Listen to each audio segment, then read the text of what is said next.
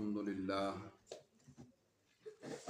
للہ وکفا والصلاة والسلام علی عبادہ الذین اصطفیٰ خصوصا علی سید الرسل وخاتم الانبیاء وعلی آلہ واصحابہ وازواجہ وعترتہ المجتبى اما بعد اعوذ باللہ من الشیطان الرجیم بسم اللہ الرحمن الرحیم وَمِنَ النَّاسِ مَن يَقُولُ آمَنَّا، اور بعض لوگ وہ ہیں، آیت نمبر 8، کہ جو کہتے ہیں کہ ہم ایمان لائے اللہ اور آخرت کے دن پر، حالانکہ حقیقت یہ ہے کہ وہ ایمان لانے والے نہیں۔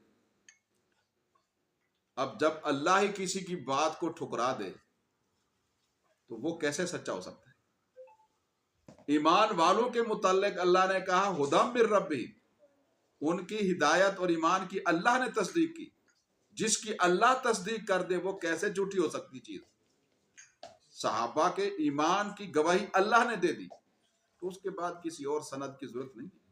اب کوئی کہے جی صحابی ایسے تھے، صحابی ایسے تھے، وہ خود تو ایسا ویسا ہو سکتا ہے، صحابی کا نہ ایمان ایسا ویسا ہو سکتا ہے نہ عمل، کیونکہ وہ تو تصدیق شدہ چیزیں ہیں، ان کا ایمان بھی اور ان کے اعمال بھی۔ تو یہ اس آیت میں منافقین کا ذکر ہے جو اس پورے رکوع کے اندر موجود ہے، چونکہ ان کا جو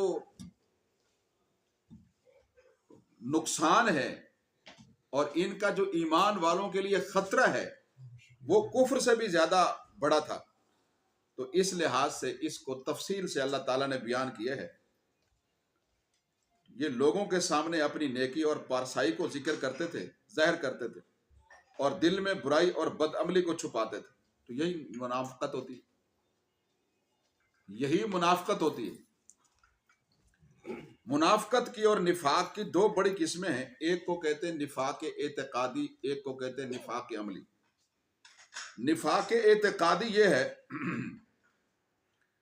کہ انسان کے عقائد و نظریات جو ہیں وہ تو کفر کے مطابق ہوں، کافرانہ ہوں، لیکن دنیاوی اغراض کے لیے وہ مسلمانوں سے مل جل کر رہے اور ان جیسے اعمال کرے تاکہ مجھے دنیا کا مفاد اور مال متاع نفع ملے، تو یہ تو عقیدے والا اعتقادی منافق ہے، ایمان سے خالی ہے۔ ایمان کے لیے ضروری ہے کہ ایمانیات کی دل سے تصدیق کی جائے، زبان سے اقرار کیا۔ ہر وہ چیز جس کو نبی کریم صلی اللہ علیہ وسلم اللہ تعالیٰ سے لائے ہیں اس کی دل سے تصدیق کی جائے اور زبان سے اس کا اقرار کیا جائے کہ ہم ہر اس چیز کو مانتے ہیں جو نبی علیہ الصلوۃ والسلام لائے، یہ اقرار بھی ضروری ہے، لیکن ان کا دل ان کی زبان کا ساتھ نہیں دیتا، تو یہ منافق اعتقادی ہوئے۔ دوسرے ہیں منافق عملی، وہ یہ ہے کہ انسان کا عمل جو ہے وہ منافقوں جیسا ہو، عقائد نظریات دل وہ تو ایمانیات سے مملو ہے، بھرا ہوا ہے، انسان دل سے مسلمان ہے لیکن اس کے کام صالحین والے یا مسلمانوں والے نہیں۔ صالحین کون ہوتے ہیں؟ کہ جو اللہ کے حقوق کو بھی ادا کرتے، جو لوگوں کے حقوق کو بھی ادا کرتے، جو غلامی میں ہوتے ہیں، اللہ کی غلامی میں ہوتے ہیں، کسی معاملے میں ان کا کوئی اپنی رائے نہیں ہوتی، جیسے اللہ تعالیٰ کہتے ہیں وہ ویسے کرتے رہتے ہیں۔ تو منافقوں والے اعمال جو اختیار کریں، تو بہرحال یہ جو آیت ہے وَمِنَ النَّاسِ مَن يَقُولُ آمَنَّا بِاللَّهِ وَبِالْيَوْمِ الْآخِرِ، یہ آیت مبارکہ ان منافقوں کے بارے میں ہے جو عقیدے والے اعتقادی منافق ہیں، کہ جن کے دل میں تو کفر بھرا ہوا ہے، زبان سے وہ ایمانیات کا اپنے مالی اور دنیاوی مفاد کے لیے اقرار کرتے ہیں۔ تو اللہ تعالیٰ نے فرمایا یہ کہتے رہیں لیکن ان کے دل جو ہے وہ ایمان سے خالی، یہ ایمان والے نہیں۔ تو مطلب یہ ہے کہ انسان کا جو قول ہے وہ اس کے عمل سے پرکھا جاتا ہے، کیونکہ انسان قلبی طور پر جب کسی چیز پر آمادہ نہ ہو تو وہ اس کو کرتا نہیں، اس کو اختیار نہیں کرتا ہے۔ تو ارشاد فرمایا من الناس من یقول، بعض لوگ وہ بھی ہیں لوگوں میں سے جو کہتے ہیں ہم اللہ پر اور آخرت کے دن پر ایمان، حالانکہ وہ ایمان والے نہیں. تو ایسا کر کے یہ کیا کر رہے ہیں؟ یہ دھوکہ دہی کر رہے ہیں. یخادعون اللہ والذین آمنوا، یہ دھوکہ دے رہے ہیں اپنے گمان کے مطابق اللہ کو، یعنی اللہ کے دین کو، دین والوں کو، ایمان والوں کو. وما یخدعون الا انفسهم، اور نہیں یہ دھوکہ دے رہے مگر اپنے آپ. حقیقت یہ ہے، اور اس بات کا انہیں پتہ بھی نہیں ہے کہ ہمارے اس طرز عمل سے خود ہمیں ہی دھوکہ، اور یعنی دھوکے کا لازمی نتیجہ نقصان ہے. کسی کو دھوکہ دینے کا مقصد نقصان دینا ہوتا ہے. تو ان کے اس طرز عمل سے انہی کو نقصان ہو رہا ہے، انہیں اس کا پتہ ہی نہیں چل رہا. تو اس سے یہ بھی معلوم ہوا کہ بعض اوقات انسان کسی اور کو نقصان دینے کے درپے ہوتا ہے، لیکن حقیقت میں وہ اپنے آپ کو نقصان دے رہا ہوتا ہے. حدیث میں ہے جو کسی مسلمان بھائی کے لیے کنواں کھودتا ہے خود اس میں گرتا. تو یہی چیز یہاں بھی بیان کی گئی. تو ارشاد فرماتے اللہ پاک کہ یہ اپنے آپ کو نقصان دے رہے ہیں اور انہیں اس کا احساس تک نہیں ہو رہا، ادراک تک نہیں ہو رہا، علم تک نہیں ہو رہا. تو یہ منافقوں کی اللہ نے علامت بیان کی ہے کہ وہ اللہ کو، ایمان والوں کو، اہل اللہ کو دھوکہ دیتے، اس پہ خوش ہوتے ہیں کہ ہم نے مسلمانوں کو دھوکہ دیا، کہ وہ جناب والا ہمیں مسلمان سمجھتے ہیں، ہمیں اپنی مجلسوں میں بٹھاتے ہیں، ہمیں اپنے راز دے دیتے ہیں. تو اس طرح سے گویا ہم دھوکے سے ان کو نقصان دے رہے ہیں، حالانکہ ہم تو مسلمان نہیں. تو اللہ تعالیٰ فرماتے ہیں کہ یہ اپنے آپ کو دھوکہ دے رہے ہیں اس لیے کہ بعض اوقات ان کا نفاق زہر ہو جاتا تھا. جب زہر ہوتا تھا پھر خود انہیں نقصان ہوتا تھا، مسلمان سارے ان سے محتاط ہو جاتے تھے. اور مسلم معاشرت میں ان کی رسوائی اس کے علاوہ ہوتی تھی. کئی راز ایسے جو پکڑے گئے، جو انہوں نے مسلمانوں سے چرا کر، ان کی مجلسوں سے چرا کر سن کر غیر مسلموں کو، یہودیوں کو پہنچائے. نبی کریم صلی اللہ علیہ وسلم جب مدینہ میں تشریف لائے تو اس وقت مدینہ میں 3 طرح کے لوگ تھے. ایک تو انصار تھے، آپ کو لانے والے، آپ کا ننھیال مسلمان. اور ایک یہود تھے، یہ اہل کتاب تھے. یہ انصار جو تھے یہ پہلے مشرک تھے، شرک سے یہ اسلام میں آئے. لیکن کچھ یہودی لوگ جو تھے مختلف قبائل کے، جو شام اور فلسطین سے آ کر مدینہ میں آباد ہو گئے تھے، ان کے کالج تھے بڑے بڑے، 10 کالج تھے اس زمانے میں یہودیوں کے. تو ان اوس اور خزرج یعنی انصار کے قبائل کی اولادیں ان کے پاس پڑھتی تھی. اب انصار تو مسلمان ہو گئے، لیکن ان کے کچھ بچے جو وہاں پڑھتے تھے وہ یہود کے اس میں مکتب میں پڑھنے کی وجہ سے، ان کے مکاتب میں تعلیم کی وجہ سے وہ ذہناً یہودی تھے. تو اپنے بڑوں کی وجہ سے وہ ایمان تو بظاہر لے آئے، لیکن ان کے دل اپنے اساتذہ کے ساتھ ملے ہوئے تھے. لاڈ مکالے کا فرمولہ ہے. تو دل، دماغ، جگر وہ یہود و نصارہ سے متاثر ہو، بظاہر بندہ مسلمان. تو وہ پھر ظاہر ہے کہ وہ عرب تھے، اور پھر اوس اور خزرج سے ان کا تعلق تھا. ان کو اس حوالے سے تو کوئی حجاب تھا نہیں کہ وہ انہی قبائل کا حصہ تھے، ان کے افراد تھے، اس معاشرت اور تمدن میں رہنے والے تھے. مزید یہ کہ انہوں نے اپنے اساتذہ کو اور یہودیوں کو اور اپنے یہودی علماء کو خوش کرنے کے لیے اوپر سے اسلام کا لیبل لگا کر وہ مسلمانوں کے، نبی اسلام کی مجلس کے راز وہاں پہنچاتے. تو فرمایا کہ پھر وہ کبھی آشکارا بھی ہو جاتے تھے، ان کے گھر والے انہیں بتا دیتے کہ تم بیٹھے تھے اور تو کوئی نہیں تھا. یہ اس طرح سے وہ گویا پھر خود ہی نقصان اٹھانے والے ہو جاتے تھے. تو اللہ تعالیٰ فرماتے فی قلوبہم مرض، انہیں پتہ نہیں تھا، تو کہ پتہ ہی نہیں چلتا تھا کہ ہم اپنے آپ کو دھوکہ دے رہے. تو کسی کو دھوکہ دینا یہ منافقانہ طرز عمل ہے. اور اس کا نقصان دھوکہ دینے والے کو ہی ہوتا ہے. دھوکہ دینے والا فرمایا یہ خود ہی نقصان، آج نہیں تو کل کسی وقت بہرحال وہ اس کا نقصان خود ہی اٹھاتا ہے. جس کو وہ دھوکہ دے رہا ہوتا ہے عارضی اور وقتی طور پر اسے پریشانی کا سامنا ہو سکتا ہے، لیکن دائمی اور حقیقی نقصان دھوکہ دینے والا خود ہی دھوکے کا اٹھاتا ہے. تو یہ چیزیں ہمیں اس لیے بیان کی گئی ہیں کہ ہم منافقانہ طرز عمل سے بچیں. فزادہم اللہ مرضا، یہ وہ لوگ ہیں جن کے دلوں میں دھوکہ دینے کا جذبہ ہے اور اپنے عمل سے دھوکہ دینے کی کوشش کرتے ہیں. تو فرمایا یہ وہ لوگ ہیں کہ جن کے دلوں میں بیماری ہے، روگ ہے منافقت کا. فزادہم اللہ مرضا، اللہ نے بھی ان کی بیماری میں مزید اضافہ کر دیا ہے. روگ اور بیماری وہ کیا ہے؟ ریا کی بیماری، منافقت کی بیماری، اور اسی طریقے سے فرمایا شک کی بیماری. یہ منافقوں کا خاصہ ہوتا ہے. حق بات میں شک کرنا، لاریب کتاب میں شک کرنا، مقدس شخصیات کے ایمان اور اعمال صالحہ میں شک کرنا، ان کی نبی علیہ السلام کے ساتھ مخلصانہ رفاقت میں شک کرنا، یہ منافقانہ طرز عمل.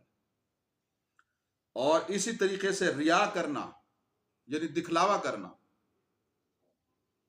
نیت یہ ہو کہ لوگ جناب والا ہمیں اچھا سمجھے. اور اسی طریقے سے فرمایا کہ یہ منافقت جو ہے اختیار کرنا، تو منافقین کے دل میں منافقت کا مرض تو پہلے سے موجود تھا.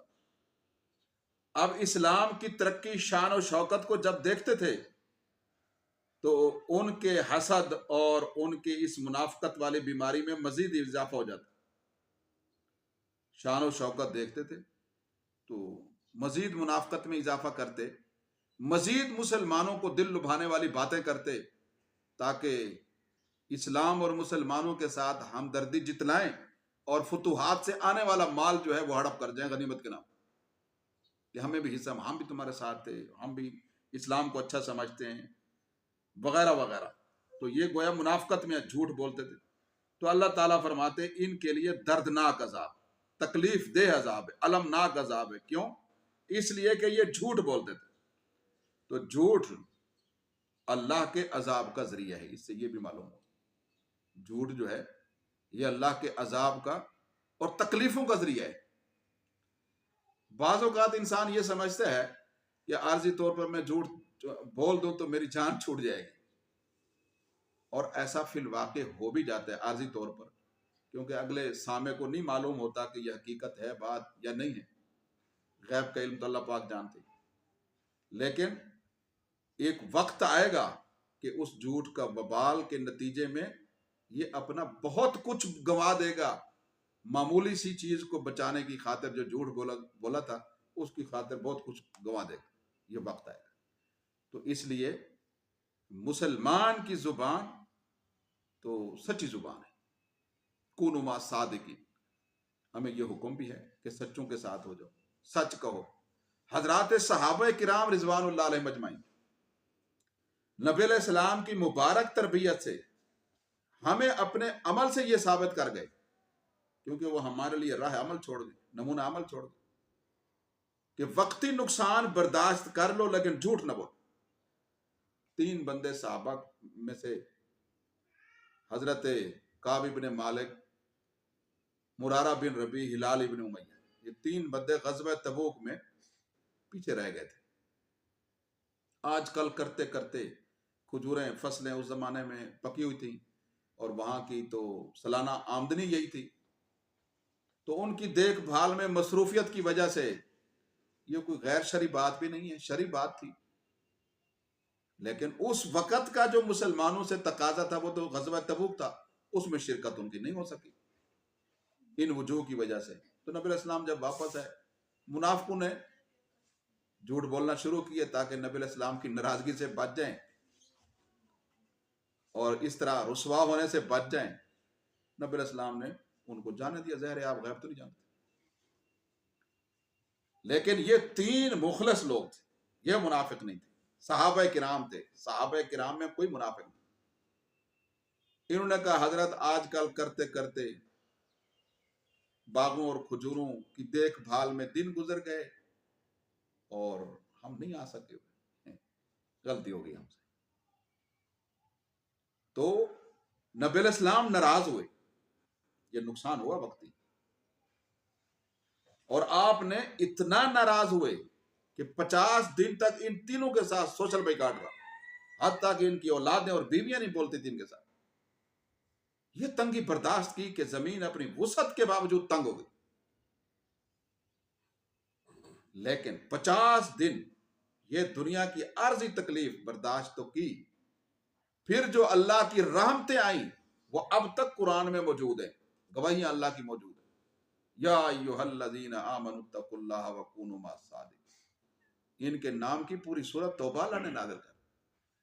ان کی اس سچ والی ادا اللہ کو ایسی پسند آئی کہ وہ ان کے تذکرے امر ہو گئے.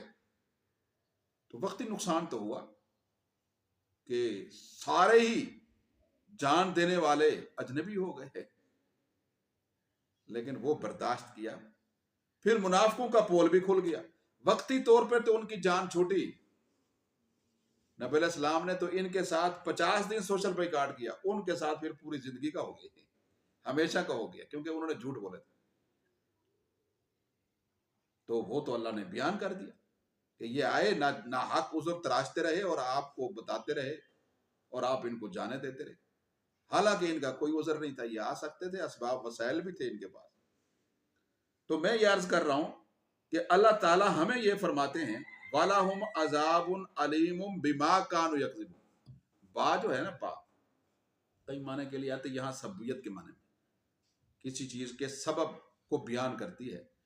تو مطلب یہ ہے کہ دردناک عذاب جھوٹ کے بسبب ہے. وقتی اور عارضی نفع کو انسان نہ دیکھے، سچ بولے. یہی حدیث میں آئے، نبی علیہ السلام نے فرمایا جو سچ بولتا ہے نجات پاتا ہے، جو جھوٹ بولتا ہے ہلاک ہوتا ہے.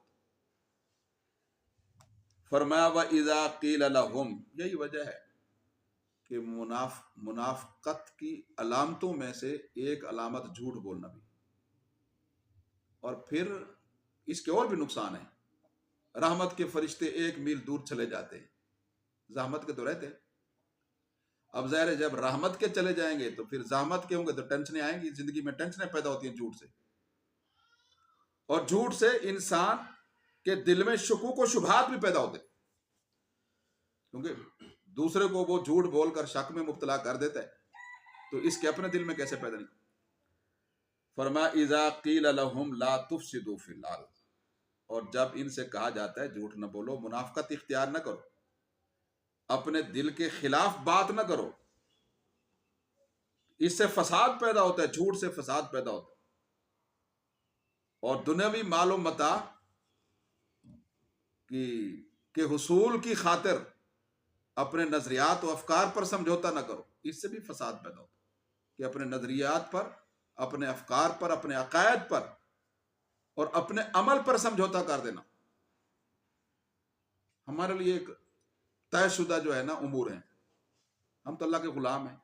ان طے شدہ چیزوں سے انسان اگر من مانی کرے، ہٹ جائے اور مرضی کرتے رہے اعمال میں، تو پھر اس سے بگاڑ ہی پیدا ہوگا. خیر کہاں سکتی. گھر گھر میں بے سکونی ہے، بے چینی ہے، سنت سے دوری کی وجہ سے. جو راہ عمل ہمیں دیا گیا، اسوہ حسنہ دیا گیا، اس سے ہٹ گئے. جب ہٹ گئے تو سکون کیسے، بگاڑ پیدا ہوگا، کیونکہ ہمارے ایمانیات اور ہمارے نظریات تو اور ہیں لیکن ہمارا عمل اس کے مطابق نہیں. تو پھر خیر و برکت گھروں میں کیسے آئے گی، معاشرے میں کیسے آئے گی، سوال نہیں پیدا ہوتا. تو یہ فساد کی جڑ ہے. فرمایا جب ان سے کہا جاتا ہے فساد نہ کرو، اپنی روش کو تبدیل کرو، زمین میں بگاڑ سے باز آؤ، ماحول خراب نہ کرو، تو بجائے اس کے کہ وہ اپنی اصلاح کریں اکڑ جاتے ہیں. اصلاح جو ہے اس کی طرف متوجہ ہونا، تو یہ تو ایسا عمل ہے کہ جو اللہ کو بہت محبوب ہے، بہت پسند ہے، بلکہ اتنا پسند ہے کہ جو اصلاح کی طرف آ جائے اللہ یہ فرماتے ہیں اس نے گویا گناہ کیا ہی نہیں.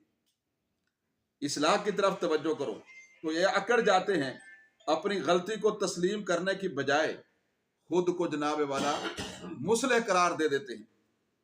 حالانکہ یہ نہیں جانتے کہ انسان کے ذمہ مصلح بننا ضروری نہیں ہے، بس خود نیک بننا، خود صالح بننا ضروری ہے. یہ ضروری نہیں ہے کہ اوروں کی اصلاح کرتا پھر. تو جو کام ضروری ہے وہ کرتے نہیں، اور جو کرتے ہیں وہ ضروری نہیں. فرمایا الا انہم هم المفسدون، اللہ نے ان کافروں کے دعوے کو مسترد کر دیا. اس آیت مبارکہ میں، آیت نمبر 12 کے اندر انہوں نے کہا ہم اصلاح کرنے والے ہیں، ہم درستگی کرنے والے. اللہ فرماتے ہیں نہیں، یہ اصلاح کرنے والے نہیں. الا انہم هم المفسدون، اللہ حرف تنبیہ ہے، متوجہ کرنے کے لیے. آگاہ رہو، پکی بات ہے کہ بے شک وہ فساد پھیلانے والے ہیں. وَلَٰكِن لَا يَشْعُرُونَ، فرمایا یہ شعور نہیں رکھتے، انہیں پتہ ہی نہیں ہے کہ ہم تو اصلاح کے نام پر فساد کا باعث بن رہے ہیں. تو اللہ نے ان کے دعوے کو رد کر دیا. فرمایا بات یہ ہے کہ انہیں تو پتہ ہی نہیں کہ اصلاح اور فساد کہتے کسے. تو پھر یہ فساد، مفسد اور مصلح کے درمیان فرق کیسے کر سکتے؟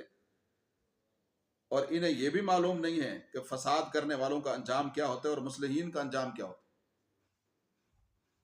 فرمایا دیکھو اگر تم اصلاح کرنے والے ہو تو جو لوگ اصلاح کرنے کی صلاحیت رکھتے ہیں اور جو خود اصلاح کو پسند کرتے ہیں اور اس کو قبول کرتے ہیں اور جو خود صالح ہیں، اچھے ہیں، سنور چکے ہیں، پھر ان کا طرز عمل اختیار کرو. وہ ہے صحابہ کرام.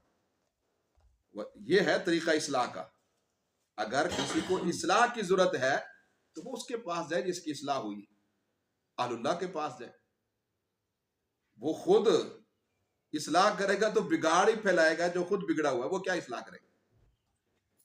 فرمایا تمہیں اصلاح کی ضرورت ہے تو صحابہ کی مجالسات اختیار کرو. تم یہ کہتے ہو کہ ہم اصلاح کرنے والے ہیں تو پھر صحابہ جیسا ایمان اور صحابہ جیسے اعمال اختیار کرو. وَإِذَا قِيلَ لَهُمْ آمِنُوا كَمَا آمَنَ النَّاسِ، جب ان سے کہا جائے ایمان لاؤ ایسے جیسے حقیقی انسان ایمان لائے. الناس یہ اس جسمانی ساخت میں اللہ کی ایک مخلوق ہے، انسان. لیکن ہر انسان جو ہے وہ حقیقی انسان نہیں ہوتا. بعض انسان اولئک کالانعام بل ھم اضل بھی ہوتے، جانوروں سے بھی بدتر ہوتے ہیں. بعض جانوروں کی طرح ہوتے ہیں، ان کی کرتوت، ان کی عادات ایسی ہوتی. تو الناس سے مراد ہے حقیقی انسان، جو اشرف المخلوقات ہیں، درجہ انسانیت پر فائز ہیں. جس بندے کا ایمان اور عمل صحابہ کے مطابق ہوگا وہ حقیقی انسان ہے. تو صحابہ کتنے بڑے حقیقی انسان ہوں گے، کتنے بڑے عظیم لوگ ہوں گے. انسانیت کی تخلیق کا جو مقصد ہے اس کو پورا کرنے والے اللہ کی نظر میں کتنے اولو العزم لوگ ہیں یہ صحابہ کرام. ان کو یہ الناس سے مراد صحابہ کرام. الذین آمنوا قالوا آمنا، جب وہ منافقین ایمان والوں سے ملتے ہیں تو کہتے ہیں کہ ہم ایمان لے آئے. وَإِذَا خَلَوْا إِلَىٰ شَيَاطِینِهِمْ، اور جب وہ اپنے شیطانوں کے پاس تنہا ہوتے ہیں، قَالُوا إِنَّا مَعَكُمْ، تو کہتے ہیں کہ ہم بے شک ہم تمہارے ساتھ ہیں. إِنَّمَا نَحْنُ مُسْتَهْزِئُونَ، کہ بے شک ہم تو محض مذاق کرتے ہیں ان کے ساتھ. اس آیت مبارکہ میں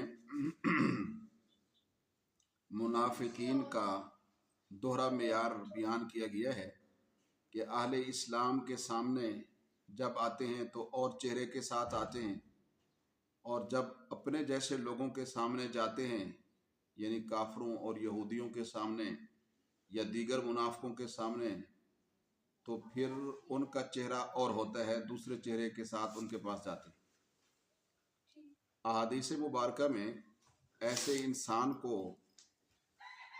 برا ترین انسان قرار دیا گیا ہے کہ جو ایک کے پاس ایک چہرے کے ساتھ جائے، دوسرے کے پاس دوسرے چہرے کے ساتھ، تو یہ لوگ مسلمانوں کے سامنے خود کو مسلمان کہتے، اور جب آپس میں تنہا ہوتے اپنے شیطانوں کے ساتھ پھر اظہار یکجہتی کرتے اپنے بڑوں کے ساتھ۔ شیطان یہاں ان کے بڑوں کو قرار دیا گیا ہے جو کفر میں، یہودیت میں، منافقت میں بڑے تھے۔ ان کے ساتھ جب یہ منافق ملتے ہیں تو پھر ان کو یہ کہتے ہیں کہ ہم تمہارے ساتھ، اور پھر وہ ان سے یہ کہتے کہ ان کے پاس کیوں جاتے ہو، کیوں بیٹھتے ہو؟ تو تسلی کے طور پر یہ کہتے کہ بھائی ہماری ظاہری موافقت تمہیں دھوکے میں نہ ڈال، ہم تو ان کے ساتھ استہزاء کرتے ہیں۔ تو یہ ایسے احمق ہیں کہ یہ دوہرے چہرے کے ساتھ ہر ایک سے ملتے ہیں۔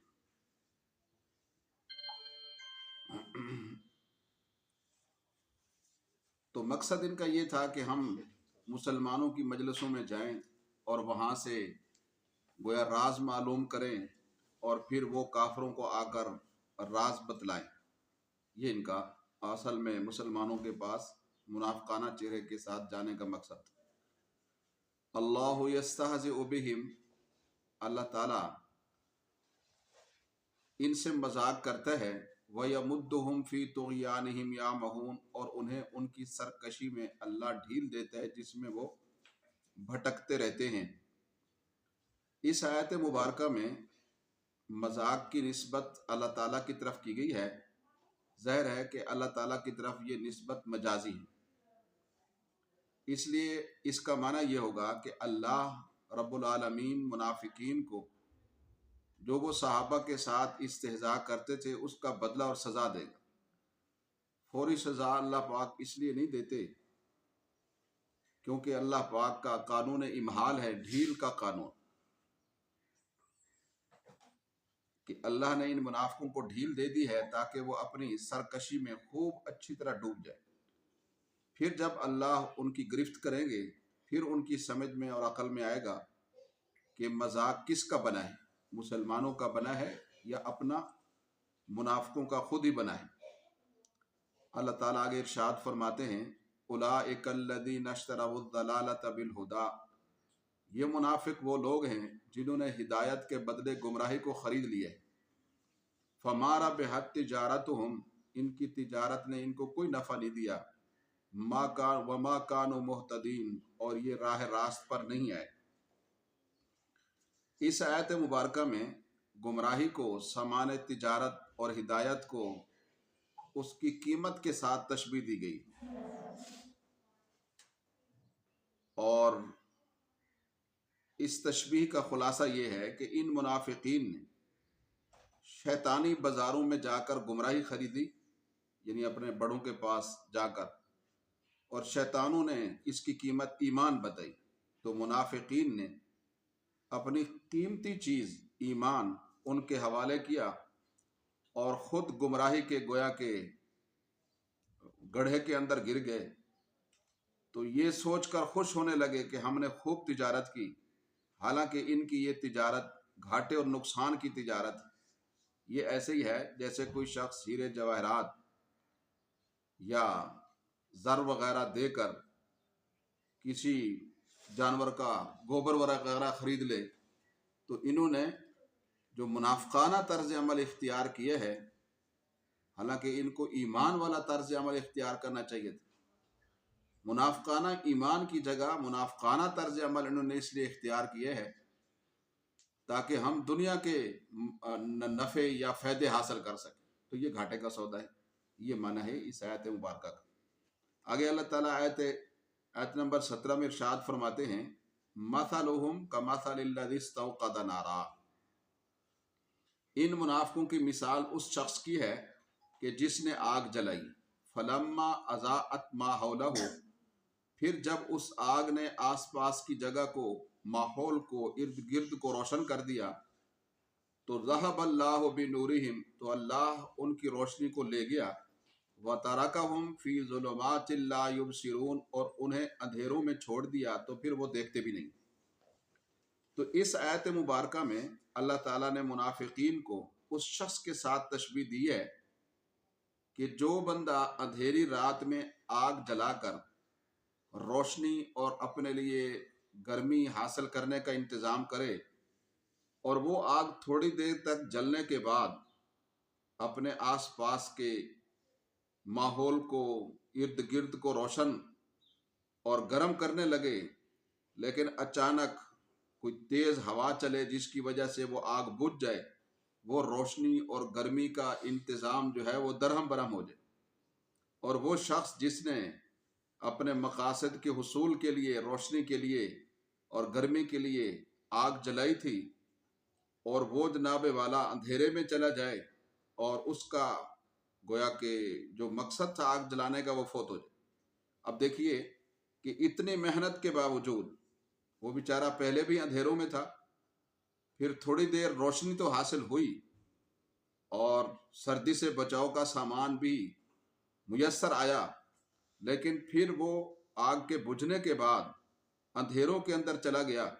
تو یہی حال منافقوں کا ہے کہ منافق لوگ اسلام کی روشنی سے، نور ایمان سے پہلے اندھیروں میں تھے، کفر کے اندھیرے، شرک کے اندھیرے اور ظلمات کے اندر تھے، لیکن بعد میں بھی ان کے اندھیرے کفر والے دور نہیں ہو سکے۔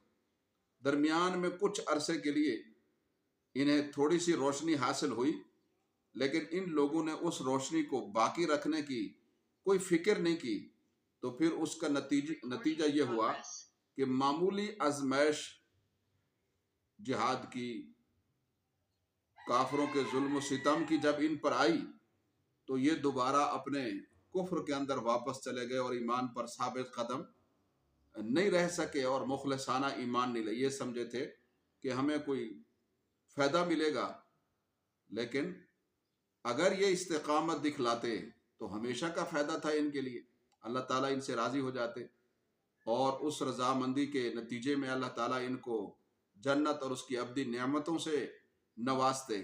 لیکن چونکہ یہ ٹھہرے نہیں، زبان تک تو لے گئے کلمے کو، نور ایمان کو، لیکن اپنے دل تک نہیں لے گئے، تو یہ گویا اندھیروں کے اندر ہے۔ اگلی آیت مبارکہ میں، آیت نمبر 18 میں اللہ انہی کی حقیقت کو بیان فرماتے ہیں منافقین کی، کہ سمن یہ بہرے ہیں، بکمن یہ گونگے ہیں، امیون یہ اندھے ہیں، فہم لا یرجعون یہ واپس نہیں لوٹیں گے۔ اس آیت مبارکہ میں منافقین کو بہرا، گونگا، اندھا جو فرمایا گیا ہے، تو یقیناً اس سے یہ ظاہری اسباب مراد نہیں ہیں، یعنی ظاہری طور پر اندھا ہونا یا ظاہری طور پر بہرا ہونا یا اسی طریقے سے ظاہری طور پر جو ہے گونگا ہونا، یہ مراد نہیں، بلکہ مراد یہ ہے کہ یہ لوگ حق بات کو دیکھنے، مراد یہ ہے کہ یہ لوگ حق بات کو دیکھنے، سننے اور بولنے کے لیے تیار نہیں۔ یوں سمجھ لیں کہ یہ گویا بہرے ہو گئے ہیں، گونگے ہو گئے ہیں، اندھے ہو گئے، فہم لا یرجعون اب یہ حق کی طرف رجوع نہیں کریں۔ جس طرح کوئی شخص ایسا اندھا ہو جائے کہ اس کی بینائی واپس لوٹ ہی نہ سکے، اس کے یعنی بینائی کے لوٹنے کے چانس ہی ختم ہو جائے، مایوس ہو جائے وہ بینائی سے، تو یہ بھی ایسے ہی حق کے سننے سے، حق کے دیکھنے سے اندھے ہو چکے ہیں کہ اب یہ حق کی طرف کبھی رجوع نہیں کریں گے۔ تو اللہ تعالیٰ نے آگے ارشاد فرمایا، او کصیب من السماء فیہ ظلمات ورعد وبرق، یہ آیت نمبر 19 کے اندر، یا ان منافقوں کی دوسری مثال۔ منافق دو طرح کے تھے، منافقوں میں بھی بعض پکے تھے، بعض کچے پکے تھے، تو دونوں کی زندگیوں سے متعلق اور ان کے رویوں اور طرز عمل سے متعلق دو مثالیں تھیں۔ او کصیب من السماء، یا ان منافقوں کی دوسری مثال یہ ہے کہ جیسے آسمان سے موسلا دھار بارش برس رہی ہو، فیہ ظلمات ان کے جس کے اندر اندھیرے ہوں، ورعد و برق اور بادل کی گرج ہو اور بجلی کی چمک ہو۔ تو ایسی صورت میں اگر کوئی مسافر بیابان میں صحرا میں چل رہا ہو تو وہ خوف زدہ ہو جاتا ہے، ڈرتا ہے۔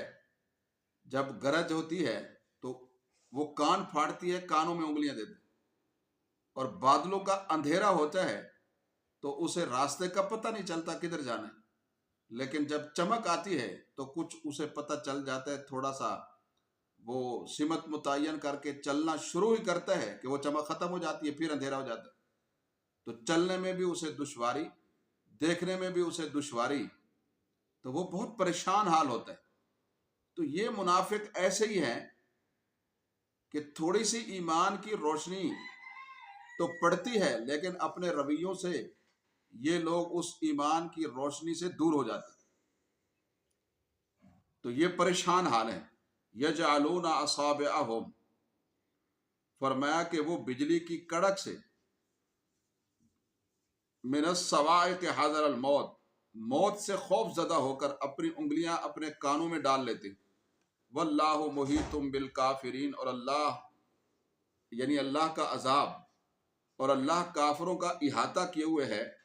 اس آیت مبارکہ 19 میں منافقین کی ایک اور مثال بیان کی گئی ہے کہ جس مثال کو سن کر ہر شخص یہ معلوم کر سکتا ہے کہ اگر منافقت اس چیز کا نام ہے تو یہ واقعی قابل رحم۔ مثال یہ ہے کہ رات اندھیری ہو، بادل گرج رہے ہوں، بجلی چمک رہی ہو، اور بادلوں کی گرج اتنی شدید ہو کہ انسان کو اپنے کانوں کے پردے جو ہے وہ پھٹتے ہوئے محسوس ہو رہے ہوں، اور انسان ڈر کے مارے کانوں کے اندر انگلیاں دے دے کہ کہیں آواز کی شدت سے یعنی میرا کلیجہ نہ پھٹ جائے اور موت نہ ہو، میری واقع ہو جائے، اور مزید یہ کہ موسلا دھار بارش شروع ہو جائے، تو ایسے میں انسان یقیناً گھبرا جاتا ہے، مسافر جو صحرا اور بیابان میں ہے۔ تو اس کے بعد کی کیفیت اللہ تعالیٰ نے بیان فرمائی آیت نمبر 20 کے اندر، یکاد البرق، کو قریب ہے کہ بجلی، یخطف ابصارہم، ان کی نگاہوں کو اچک لے، کلما اضاء لہم مشوا فیہ، جب بھی ان کے لیے یعنی مسافروں کے لیے روشنی ہوتی ہے، ایسے مسافر کے لیے جو بارش کے، باد و باران کے، گرج چمک کے ماحول میں صحرا بیابان میں سفر کر رہا ہو، تو جب ان کے لیے روشنی ہوتی ہے مشوا فیہ، تو وہ تھوڑا سا اس میں چلنے لگتے ہیں۔ وَإِذَا أَظْلَمَ عَلَيْهِمْ، لیکن جب ان پر اندھیرا چھا جاتا ہے، قاموا، تو وہ کھڑے ہو جاتے ہیں ایسے مسافر۔ تو اللہ، وَلَوْ شَاءَ اللَّهُ لَذَهَبَ بِسَمْعِهِمْ وَأَبْصَارِهِمْ، اگر اللہ چاہتا تو ان کے کانوں اور آنکھوں کو لے جاتا۔ ان اللہ علی کل شیء قدیر، بے شک اللہ ہر چیز پر قادر ہے۔ تو اس آیت مبارکہ میں اسی آیت نمبر 19 والی مثال کو مکمل کیا گیا ہے کہ ایسی موسلا دھار بارش میں انسان آگے بڑھنے سے گویا کہ عاجز آ جاتا، اندھیرے اور ظلمات اور خوف زدہ ماحول اس کے پاؤں کی رکاوٹ بن جاتا، بجلی کی چمک سے اس کی آنکھیں جو ہے وہ گویا تیز چمک سے چندھیا جاتی ہیں، لیکن بجلی کی یہی چمک ان کے لیے روشنی کی معمولی کرن بھی ثابت ہوتی ہے، مختصر سے لمحے کے لیے، کہ ان مسافروں کو راستہ تو نظر آتا ہے، تو اسی روشنی میں وہ آگے تو بڑھتے ہیں، لیکن فوراً ہی اندھیرا ہو جاتا ہے تو وہیں کھڑے ہو جاتے ہیں۔ تو منافقین کا دنیا میں بھی یہی حال ہے اور آخرت میں بھی یہی حال ہوگا۔ چنانچہ پہلے تو منافقین کفر کے اندھیروں میں بھٹکتے رہے، پھر جب اسلام کا نور آیا تو انہوں نے اس نور میں چند قدم تو سفر کیا، یعنی بظاہر تو اسلام قبول کیا، اور ان احکام شریعہ کی چمک اور غزوات میں فتوحات کی گرج اور کڑک نے ان کی آنکھوں کو چندھیا دیا اور ان کے کانوں کے پردے گویا پھٹنا شروع ہو گئے، تو جس کی وجہ سے انہوں نے اپنے کانوں میں انگلیاں دے دیں اور گویا اسلام سے، دین سے، قرآن سے آنکھیں بند کر لیں اور جہاد سے پیچھے ہو گئے مشکلات سے۔ تو اگر اللہ کی مشیت ہوتی تو ان کی یہ ساری صلاحیتیں کام کرتی اور یہ اسلام کو سنتے بھی، حق کو دیکھ کر قبول بھی کرتے اور پھر ایمان بھی لے آتے، اعمال صالحہ بھی کرتے، لیکن یہ لوگ ایسا نہیں کر سکے۔ انہوں نے ان مشکلات سے پہلو طے کر کے گویا واپس منافقت میں جا کے اندھیروں میں چلے گئے تو آخرت میں بھی ان کے ساتھ ایسے ہوگا کہ مسلمانوں کی روشنی اور نور سے تھوڑا سا فائدہ حاصل کرتے ہوئے ان کے ساتھ شامل ہونے کی کوشش کریں گے، لیکن مسلمانوں کی تیز رفتاری کو دیکھ کر گویا کہ یہ ان کا ساتھ نہیں دے سکیں گے تو پھر پیچھے رہ جائیں گے، گویا سفر اپنا مکمل نہیں کر سکیں گے۔ تو دنیا میں جو لوگ منافقت اختیار کرتے ہیں ان کی یہ اللہ تعالیٰ نے مثال دی ہے کہ جس طرح وہ مسافر جو باد و باران میں گرج چمک میں گھر کر پریشان حال ہو جاتا ہے اور اپنا سفر طے نہیں کر سکتا ہے اور اس مصیبت کا شکار ہو جاتا ہے، تو یہ منافق بھی ایسے ہیں کہ انہیں معمولی اندھیروں میں، کفر کے اندھیروں میں ایمان کی روشنی تو نظر آئی، مسلمانوں کی مجلس تو نظر ان کو ملی ہے، لیکن انہوں نے استقامت نہیں دکھلائی تو یہ گویا عذاب کا شکار ہوں گے۔ اور اللہ تعالیٰ جو ہے وہ تو ایسا کرنے پر